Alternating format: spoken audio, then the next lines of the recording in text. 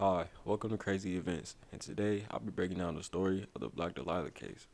The Black Dahlia refers to Elizabeth Short, a 22-year-old woman whose gruesome murder in Los Angeles on January 15, 1947 remains one of the most infamous unsolved cases in American history.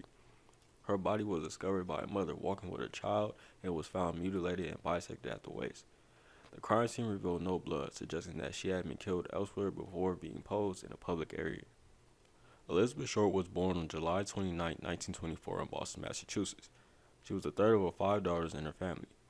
Her father was a Navy sailor who disappeared during the Great Depression, leading her mother to support the family as a bookkeeper. Short struggled with health issues throughout her childhood, including severe asthma that required surgery at age 15. After relocating to California to live with her father in late 1942, she faced familial conflicts and eventually moved out. Short's life took her through various locations in California and Florida. She worked briefly at Camp Cook and had tumultuous relationships with men during this time. Notably, she began engaged to Major Matthew Michael Gordon Jr., who died in a plane crash shortly after proposing in marriage. In July 1946, she moved to Los Angeles to visit an acquaintance from Florida. The investigation into Short's murder began immediately after her body was discovered. The LAPD received assistance from the FBI, which quickly identified her through fingerprint analysis. Despite extensive efforts that included interviewing over 150 suspects and examining potential leads, such as connections to medical students due to the precise nature of the dissection, no arrests were made. The case attracted significant media attention due to its sensational details and has since become a cultural phenomenon, inspiring numerous books and films about Short's life and death. And now that you know more about the Black Dahlia case, let's dive deep into the night that she was murdered. The link will be in the description if you guys want to read this for yourself. It's by Stephen Hoddle. I suggest you guys check it out. There's a lot of different other murder mysteries and things like that on there as well. January 14, 1947, around 2 p.m., off 5th in the main streets in downtown LA. Elizabeth Short exits a bar and runs up to LAPD uniformed officer Merrill McBride and hysterically yells to her, "A man in the bar just threatened to kill me." Officer McBride, accompanied by Elizabeth, enters the bar and the man is gone. However, Elizabeth recovers her purse. Both exit after thanking the officer. Both go their separate ways, and McBride resumes her footbeat. Officer McBride, still on her footbeat, 1 block south of prior contact with Elizabeth Short, sees her exit a bar near 6th and Main Street in downtown LA with 2 males and a female. McBride, concerned for Elizabeth's welfare, stops and questions her. "Are you okay?" Elizabeth responds, "Yes, I'm fine. I'm going to the Greyhound bus department to meet with my father. The bus depot is just 1 city block away."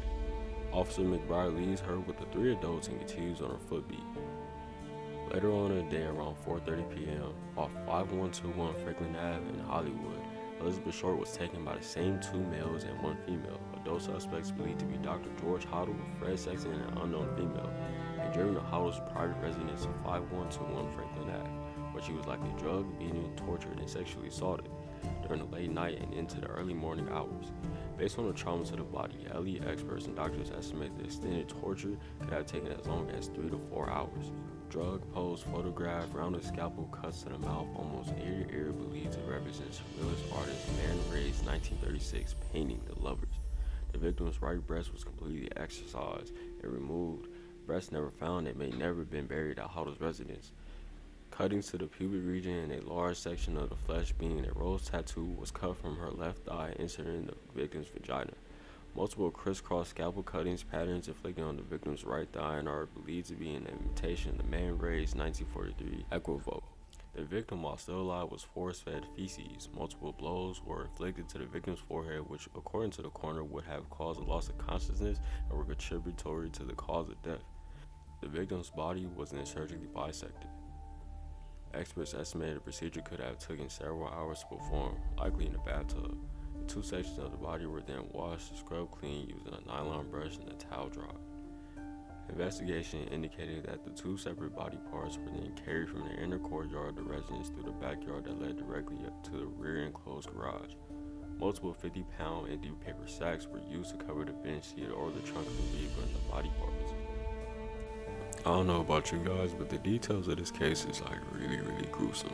You can only imagine the amount of pain that she went through, or anything, or what her family thinks about this, or anything like that. The fact that this case went unsolved is so crazy to me. But here's some more details about the case. The below graphic courtesy of author/retired Dallas police officer Robert Sadler depicts the suspect route and actions of Dr. George Hill Hoddle in the early mornings of January 15, 1947.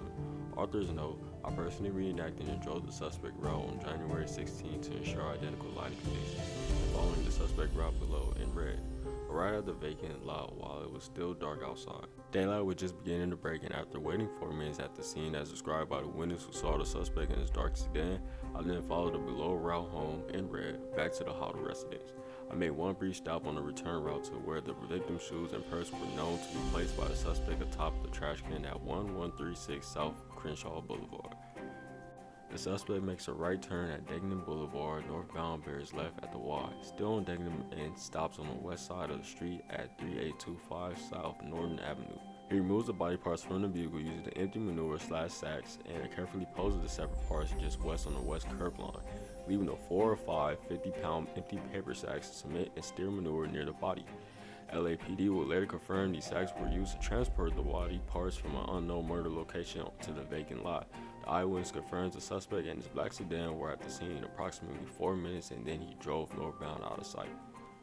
The suspect drives north to Coliseum Boulevard, left 1 block to Crenshaw Boulevard, then northbound to 1136 South Crenshaw, where he placed the victim's purse and shoes atop a trash can next to a restaurant.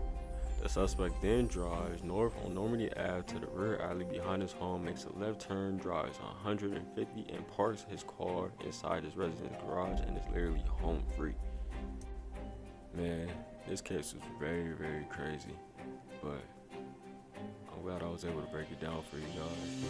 Make sure you guys like, comment, subscribe. This is my first video on this channel, and I wanted to say thank you guys for watching.